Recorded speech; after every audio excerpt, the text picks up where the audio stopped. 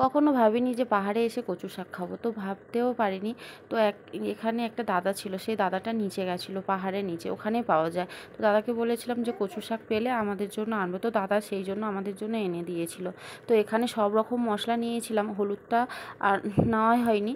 তো এখানে দেখো সব কিছুই আছে, এখানে জিরের গুঁড়ো আছে, ধনে গুঁড়ো আছে, আদা বাটা আছে, লঙ্কার গুঁড়ো আছে, ফোড়ন আছে, তেজপাতা আছে, পেঁয়াজ আছে। পেঁয়াজ তোমরা দিতে পারো, নাও দিতে পারো, আমি এখানে পেঁয়াজ দিয়েছি। আর এখানে তেল কড়াতে বসিয়ে দিয়েছিলাম, আর কচু শাকটা সিদ্ধ করেও রেখে দিয়েছিলাম জল ঝরাতে। তো এখানে দেখো কড়াতে আমি দিয়ে দিয়েছি পেঁয়াজ কুচি, সব রকম মশলা প্রায় আমি দিয়ে দিয়েছি। তো সব রকম মশলাটা কষিয়ে নিয়ে তারপর লাস্টে আমি দিয়ে দেবো নারকেল কুচি। তো নারকেল কুচি তোমরা কুচি কুচি করেও দিতে পারো, আর না হলে তোমরা এমনি মিক্সিতে মিক্সড করেও দিতে পারো। আমার কাছে মিক্সি ছিল, সেই জন্য আমি মিক্সিতে মিক্সড করে দিয়েছিলাম। আর এখানে কী বলো তো, আমি ছুরিতে কাটতে পারি না, আমি এই বাড়ি থেকে বটিও আনতে পারিনি। আমি ছুরিতে কাটলে আমার হাত কেটে যাচ্ছে, তো সেই জন্য আমি ছুরিতে ঝাঁকমাক করে ওটা তুলে আমি মিক্সিতে মিক্সড করে নিয়েছিলাম। আর এখানে দেখো প্রায় আমার রান্নাটা হয়ে গেছে।